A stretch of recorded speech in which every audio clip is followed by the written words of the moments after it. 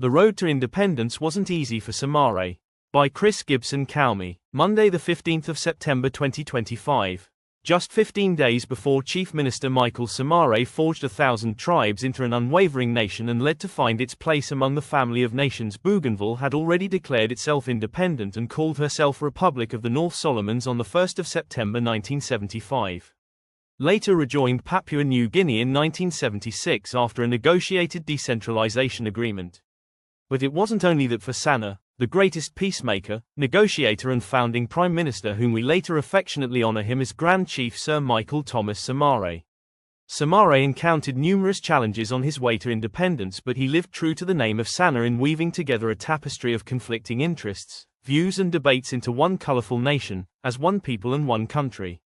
Around the time Bougainville wanted to separate from the soon-to-be independent state of Papua New Guinea, the New Guinea Islands, led by the Matangan Association of East New Britain Province, already spoke of secession and wanted to drift away on their own.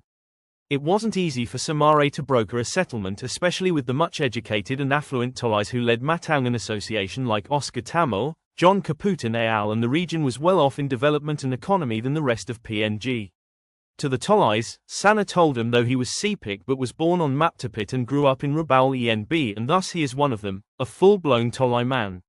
Fortunately that was like a code word to the Tolai, who eagerly accepted him, and together they established the Constitutional Planning Committee in 1972 that forced both Canberra and Konedobu to adopt the final report of the Constituent Assembly, paving way for independence. By now the Sana's reputation as not only a capable statesman but also a crafty and witty one was firmly established. Next came the Papua Basina, led by the most vocal and intelligent Josephine Abijah. Abijah was the only woman elected at that time. After being elected, she founded and led the Papua Basina movement, which advocated a separate state of Papua and opposed immigration from New Guinea. In the 1974 Port Moresby City Council elections, Papua Basina won a landslide victory, and on the 16th of March 1975 Abijah declared an independent Papuan state. Somare's road to independence was again laden with insurmountable odds. Dealing with Papua Basina was more challenging for the Sana because Abijah had the backing of the Australians and wanted the Papuan region to secede from the rest of the country and become an independent state, but to be ruled by Australia. Many saw this as a threatening thorn on the feet of nationalism and the growing feeling of marching together towards independence as one united force. For this the wise and all-knowing Sana used a time-proven method called use snake to fight snake in the snake pit. And it worked when influential Papuan leaders like Albert Mauri Kiki, Reuben Toreka and John Guise to win the hearts and minds of the Papuan people.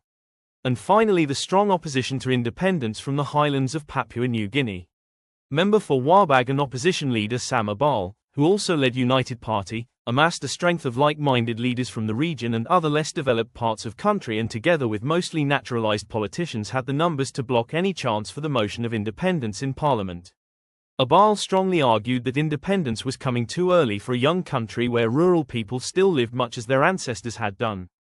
He wanted independence to be delayed until such time when infrastructure development and basic services reach all corners of the territory. Fortunately or unfortunately, depending on where you are seeing it, Yano Bello, member for Kagura Rave, broke away from United Party and teamed up with other Highlanders in National Party like Iambaki Okuk, Thomas Cavalli and Moses Sasakila to support Somare's bid for independence. And the rest is, like they say, is history. But a poignant moment in our piece of history as we celebrate 50 years of independence is when the Australian administrators asked the great Sana where he will get the professionals and technocrats to run his new country, and he without any hesitation pointed to the mothers and women sitting in front of the Independence Stadium and said, "Therein lies my doctors, nurses, engineers, lawyers, teachers, politicians, scientists, artisans and all manner of professionals in human endeavours." As you read this article you can proudly tell yourself that you are the professional and elite our Sana foresaw 50 years ago on Independence Day. Happy Independence, Papua New Guinea.